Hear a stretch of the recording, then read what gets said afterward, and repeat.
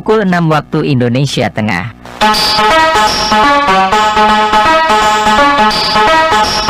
Sesaat lagi dapat saudara ikuti Warta Berita.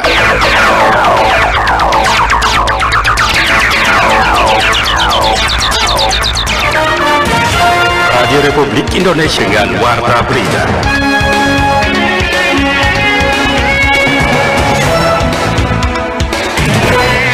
Bersikap netral, tidak memihak, dan wajib mengayomi semua kelompok dan golongan dengan mengacu kepada ketentuan perundangan yang berlaku.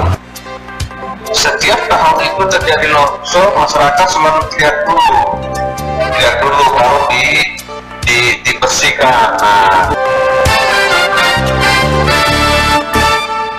Pukulnya waktu Indonesia Tengah dari Rotendao, Nusa Tenggara Timur. Anda mengikuti rangkaian informasi yang kami rangkum dalam Warta Berita NTT Pagi Radio Republik Indonesia Rote edisi hari ini, Senin 6 Februari 2023. Pendengar, dua informasi mengawali Warta Berita pagi ini.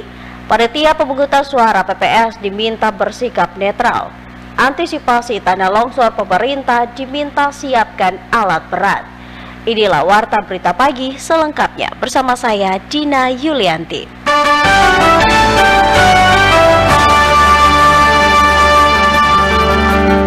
Pendengar, panitia pemungutan suara atau PPS merupakan milik semua partai, diharapkan bersikap netral dan tidak memihak. Informasi berikut disampaikan Ian Aplugi. Bersikap netral, tidak memihak, dan wajib mengayomi semua kelompok dan golongan dengan mengacu kepada ketentuan perundangan yang berlaku. Sekretaris Daerah Jonas M. Seli saat menyampaikan sambutannya mengharapkan anggota PPS yang dilantik dapat bekerja secara profesional, berintegritas, dan selalu berkoordinasi dengan penyelenggara pemilu di tingkat atas sehingga tercapai pesta demokrasi yang berkualitas. Yang pertama, menjalankan tugas sebagai penyelenggara pemilu secara profesional dan berintegritas agar penyelenggaraan demokrasi berlangsung sesuai harapan, yakni jujur, adil, dan transparan. Yang kedua, ikut menjaga dan mewujudkan pesta demokrasi yang berkualitas, selalu berkoordinasi dengan penyelenggara pemilu.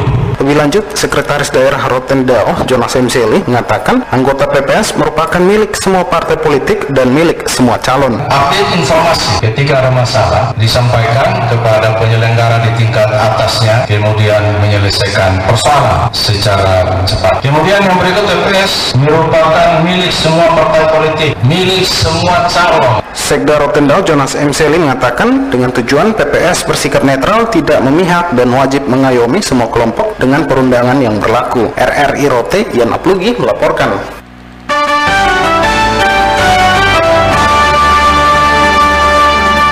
Pendengar, memasuki musim penghujan, warga di berbagai daerah di Kabupaten Ende diminta mewaspadai bencana yang bisa terjadi.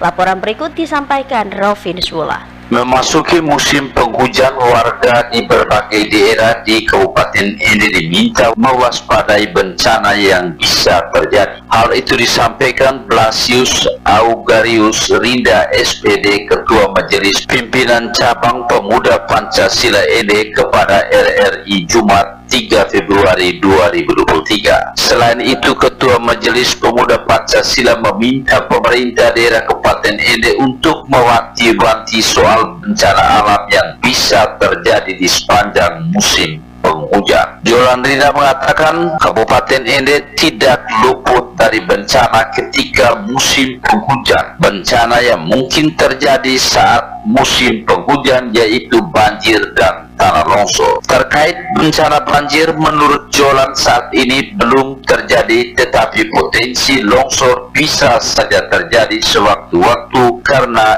intensitas hujan saat ini semakin meningkat di berbagai wilayah di Kabupaten Ende. Kemudian beberapa ruas jalan, terkhusus ruas jalan paralel, maka pemerintah Kabupaten Ende melalui dinas teknis perlu mengantisipasi dengan menyiapkan alat berat karena sangat diyakini pasti terjadi longsor, sehingga ketika terjadi longsor alat berat sudah dapat mengatasi. Jolan mengatakan setiap tahun terjadinya longsor masyarakat selalu teriak baru pemerintah sikap. Sangat diharapkan kepada pemerintah saat ini sudah memasuki musim hujan dengan intensitas hujan yang cukup tinggi, maka pemerintah melalui Dinas PUPR Kabupaten Ende atau Satker Wilayah 4 untuk menyiapkan segala fasilitas peralatan, kemudian di mana ada laporan masyarakat terkait tanah longsor, alat segera eksekusi sehingga longsor yang terjadi dapat diatasi, kemudian masyarakat tidak menunggu lama untuk melakukan aktivitas. Jadi pasti saya yakin dan percaya itu pasti akan terjadi longsor. Nah, sehingga terjadinya longsor, alat-alat segera atasi. Nah, setiap tahun itu terjadi longsor, masyarakat selalu tidak perlu baru dibersihkan. Nah, kita mengharapkan ini sudah musim hujan dengan intensitas hujan yang cukup tinggi. Saat ini kita mengharapkan pemerintah dalam hal ini Dinas PUPR Kabupaten Ende ataupun Satker di wilayah 4 untuk menyiapkan segala fasilitas peralatan. Jonan mengatakan melihat kondisi alam saat ini dengan curah hujan yang cukup tinggi dan bisa saja terjadi longsor pada titik-titik rawan yang memang selama ini sering terjadi rawan longsor. RRI Endorfin Sula melaporkan.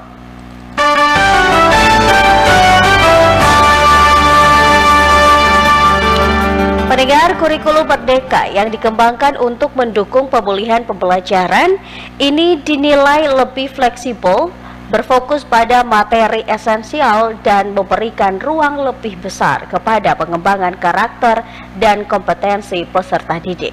Laporan Veranda Garus. PLT Kepala Pusat Kurikulum dan Pembelajaran Badan Standar Kurikulum dan Asesmen Pendidikan Kementerian Pendidikan Kebudayaan Riset dan Teknologi Zulfikri Anas mengatakan bahwa kurikulum Merdeka bukan sekadar perubahan dokumen dan administrasi, tetapi lebih kepada peningkatan kualitas belajar peserta didik dan meningkatkan kualitas hubungan guru dengan para peserta didiknya. Guru mampu mewujudkan suasana belajar yang interaktif, bermakna, mendalam, sehingga siswa mampu menemukan dunia belajarnya. Yang jadi penekanan di sini adalah seberapa jauh terjadi perubahan proses belajar, ketuntasan penyampaian materi, sekarang lebih kepada pelayanan kepada anak, agar setiap anak itu bisa menemukan cara terbaik bagi dia untuk tumbuh dan berkembang. Nah, selama ini yang kita lihat di lapangan itu kelihatan perubahan dari nalarnya berkembang, kemudian kolaborasi antar mereka juga berkembang, kepedulian mereka juga berkembang, dan anak itu terlihat tidak terbebani oleh materi-materi pelajaran yang harus dihafal.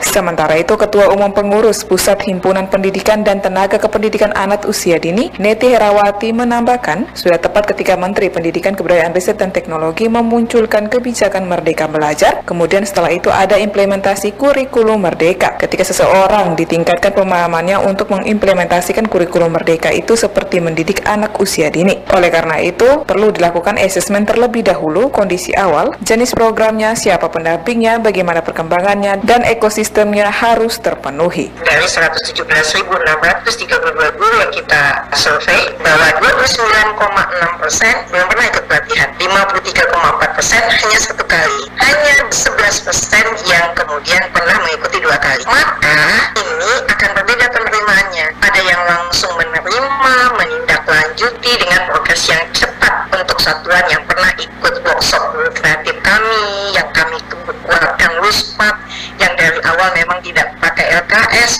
tidak cari studi akademik gitu ya, yang sudah bikin asesmen dan dia berpusat pada anak. Nah, yang penuh tantangan yang mana ini? Kelompok yang tadi, yang 29,6% saya menyebutnya tidak pernah ikut pelatihan, dia kemudian pakai LKS, ini sih penuh tantangan dan penuh perjuangan ketika mereka merasa bahwa mereka benar, padahal mereka kemudian salah. Pada tahun 2023 ini, Kemendikbudristek kembali membuka pendaftaran bagi sekolah-sekolah yang ingin mengimplementasikan kurikulum Merdeka untuk tahun ajaran 2023-2024. RRI ND Veranda Garus melaporkan.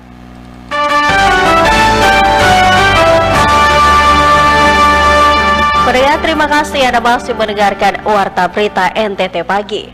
Pembangunan zona integritas seluruh lapas di Waikabubak, baik lapas kelas 2B Waikabubak maupun lapas terbuka dan balai pemasyarakatan berkomitmen mewujudkan zona integritas. Laporan Jerry Lende. Bagaimana ini kerjasama partisipasi masyarakat atau potensi masyarakat bisa kita berkoordinasi, bersinergitas untuk mengembangkan lapas produktif. Jadi sebenarnya ada dua kata di sini. Bagaimana mengembangkan lapas menjadi lapas produktif, pembinaan yang produktif, tapi pada saat yang sama sekarang ada pembangunan zona integritas kepada seluruh lapas Waikabubak merupakan bagian dari kontrol sistem yang bertujuan untuk memberikan kemajuan layanan publik di lembaga pemasyarakatan. Pembangunan zona integritas ini disertai dengan penandatanganan fakta integritas oleh semua lapas yang ada di Waikabubak. Salah satu poin dari komitmen yang dibangun para kalapas melalui fakta integritas yaitu pihak kalapas harus dapat memberikan contoh dalam pemberian layanan publik kepada para pegawai. Layanan publik yang diberikan kepada semua pihak yang hendak mendapatkan layanan dapat diwujudkan serta mengedepankan layanan prima sesuai dengan standar operasional prosedur yang ada, sehingga lapas sebagai lembaga pembinaan dapat bebas dari praktek perilaku korupsi, kolusi, dan nepotisme. Nugroho selaku ahli utama Direktorat Jenderal Kementerian Hukum dan HAM RI saat dikonfirmasi awak media usai menyaksikan kegiatan penandatanganan zona integritas yang berlangsung di lapas kelas 2 Waikabubak. Ia mengatakan pembangunan zona integritas ini dapat berjalan dengan baik apabila pemimpin lapas itu sendiri mampu melakukan hal-hal yang dapat dicontohi oleh bawahan, sehingga kedepannya pembangunan zona integritas seluruh lapas di Waikabubak ini dapat menjadi role model untuk pembangunan di berbagai lapas di Indonesia. Bungkusan yang lebih luas yang disebut agrowisata. Agrowisata adalah aktivitas wisata yang melibatkan penggunaan lahan pertanian atau fasilitas terkait, misal silo dan kandang. Silo dan kandang. Padahal orang Jawa kalau silo kan duduk begini kan, dan kandang. Yang menjadi daya tarik bagi wisatawan. Agrowisata memiliki beragam variasi seperti labirin jagung. Tadi sudah ya, labirin jagung. Kemudian wisata petik buah. Jadi wisatanya untuk memetik buah di sini. Terus kemudian memberi makan hewan ternak. Lebih lanjut, Kalapas kelas 2 Waikabubak Yohanes Varianto mengatakan pihaknya akan mengembangkan agrowisata sebagai bagian dari pola pembinaan Kementerian kepada warga binaan pemasyarakatan atau WBP. Selain itu juga pembangunan zona integritas ini dapat berjalan dengan baik jika setiap pegawai yang bertugas dapat menunjukkan kinerja yang lebih baik dengan kedisiplinan dalam menjalankan tugas dan tanggung jawab yang dipercayakan oleh lembaga, sehingga kedepannya jika semua layanan publik yang dikembangkan di lapas kelas 2 Waikabubak ini dapat sesuai dengan standar operasional prosedur atau SOP yang ada, maka zona integritas ini dapat dipertahankan untuk mencapai WBK. Lebih jauh dari itu, Kalapas menambahkan semua elemen kepegawaian harus dapat bekerja dengan inovasi-inovasi yang dapat mengantar kemajuan layanan publik dan pola pembinaan lembaga dan kemajuan pola pembinaan lembaga pemasyarakatan kelas 2B Waikabubak. Dari Bumi Manelu, RRI Sumba, Jerry Lende melaporkan.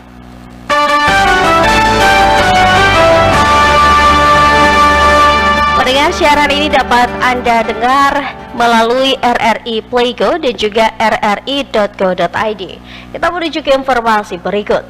Dinas Peternakan Belu himbau masyarakat untuk menghadirkan petugas medik lakukan pemeriksaan ternak sebelum dipotong. Berikut Tinus Boymau melaporkan. Mengantisipasi penyebaran penyakit African Swine Fever di Nusa Tenggara Timur, Dinas Peternakan dan Kesehatan Hewan Kabupaten Belu menghimbau masyarakat yang melakukan pemotongan ternak untuk hajatan sebaiknya menyampaikan ke Dinas Peternakan guna dilakukan pemeriksaan ternak sebelum dan sesudah pemotongan. Kabid Kesehatan Hewan, Kesehatan Masyarakat Veteriner, Pengolahan dan Pemasaran Dinas Peternakan dan Kesehatan Hewan Kabupaten Belu Agustinus menyampaikan hal tersebut kepada RRI.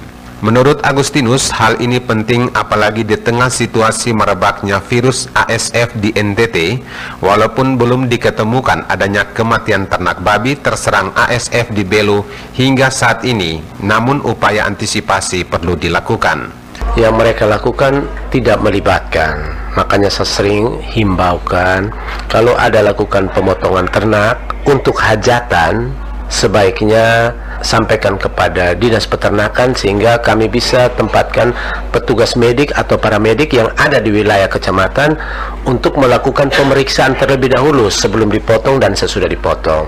Karena kita juga menjaga bukan hanya untuk penyebaran penyakit ASF, tetapi penyakit-penyakit yang lain yang termasuk juga penyakit zoonosis lain.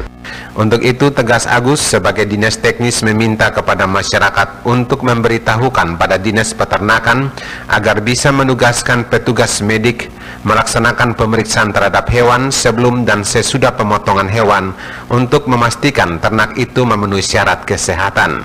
Nah, itu yang makanya kenapa kami minta untuk selalu sampaikan kepada dinas peternakan sehingga petugas kami lakukan pemeriksaan terlebih dahulu baik sebelum dipotong maupun setelah dipotong. Nah, pemeriksaan sebelum dipotong artinya ternak masih dalam kondisi hidup, dan ternak setelah dipotong untuk pemeriksaan apakah di dalam daging ini ada bibit-bibit penyakit yang mengarah kepada suatu penyakit menular zoonosis atau tidak. Kemudian untuk memeriksa kalau tidak zoonosis, mungkin ada bagian-bagian daging yang ini tidak layak dikonsumsi. Terhadap pemeriksaan ternak terdapat prosedur yang dilakukan mencakup pemeriksaan bagian mulut sampai ke bagian anus dari ternak yang akan dipotong sehingga hewan tersebut terjamin keamanan dan kesehatannya bahwa layak sebelum dikonsumsi. Tinus Boymau, RRI Atambua.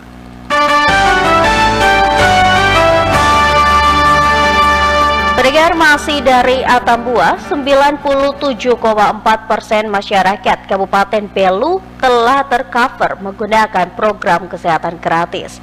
Peningkatan standar dan pelayanan kesehatan terus dioptimalkan.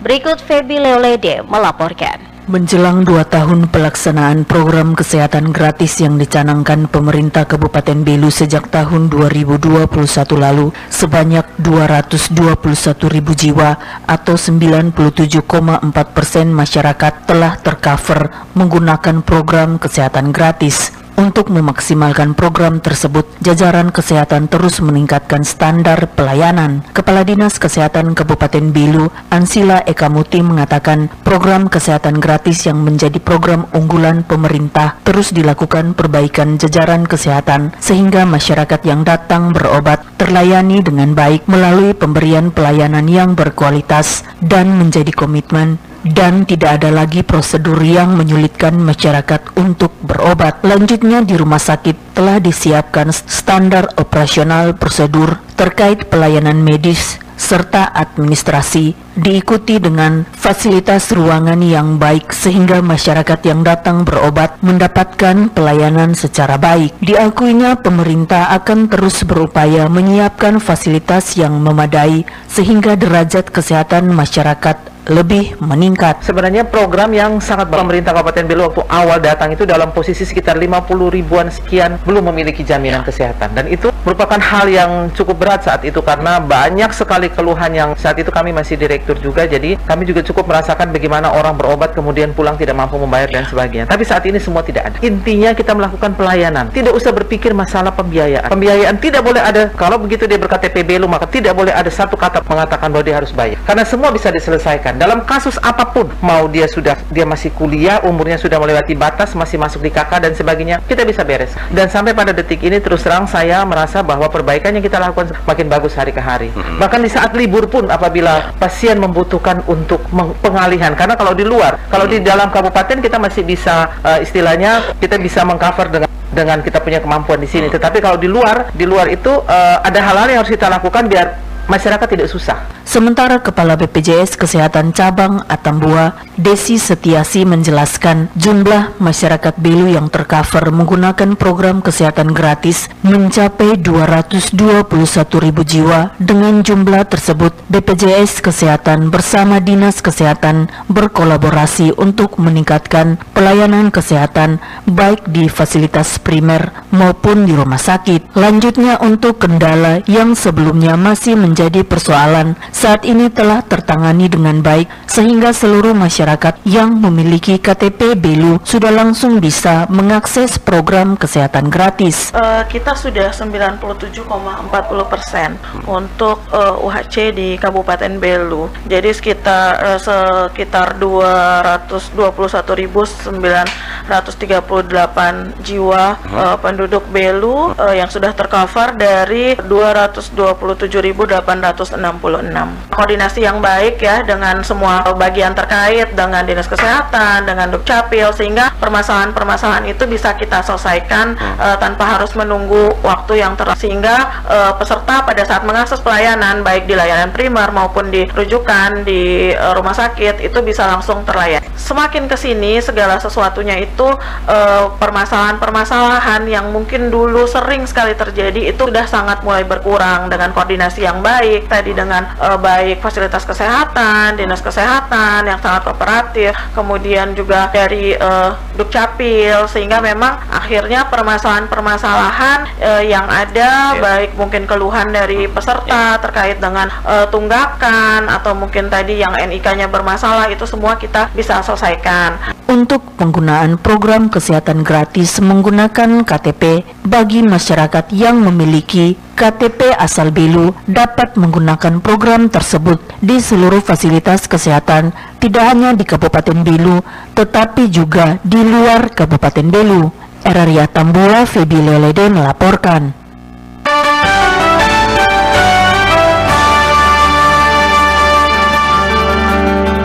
Pendengar, kita masuk dalam informasi terakhir, informasi olahraga. Informasi olahraga. Seluruh pelatih dan atlet PPLP diwajibkan membuat catatan terkait perkembangan latihan setiap hari.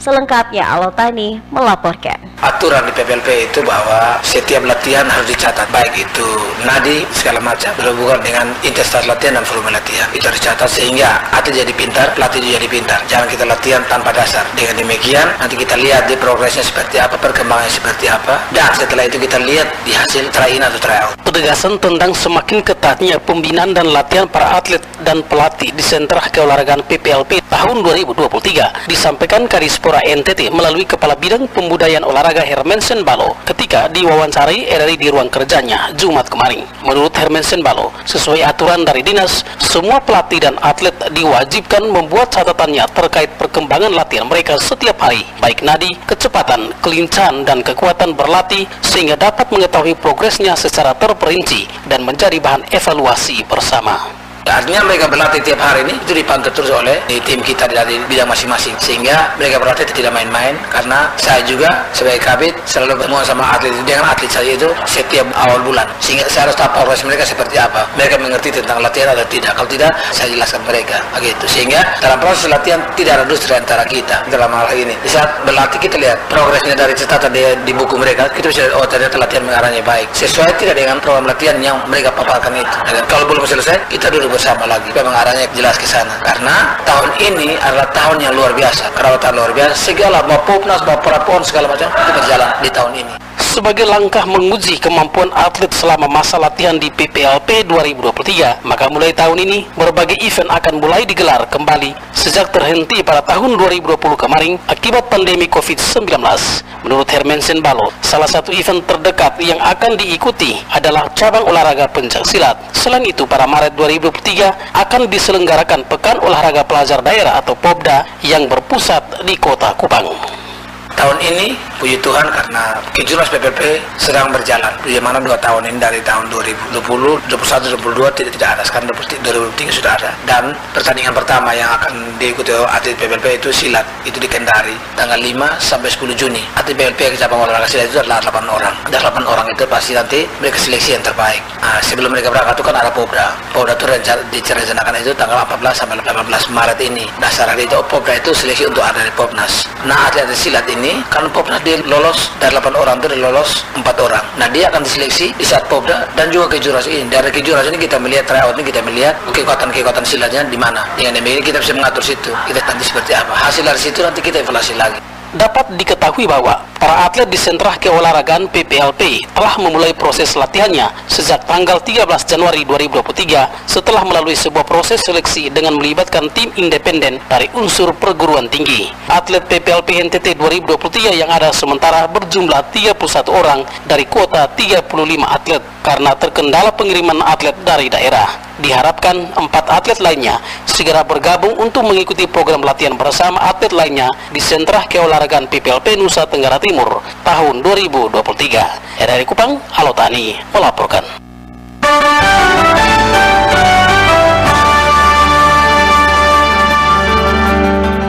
Pendengar, sebelum mengakhiri Warta NTT Pagi, kembali kami sampaikan pokok-pokok berita. Panitia pemungutan suara PPS diminta bersikap netral.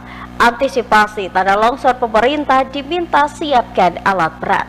Sekian Warta Berita NTT Pagi, mewakili kerabat kerja yang bertugas, saya Dina Yulianti mengucapkan terima kasih, selamat pagi, dan sampai jumpa.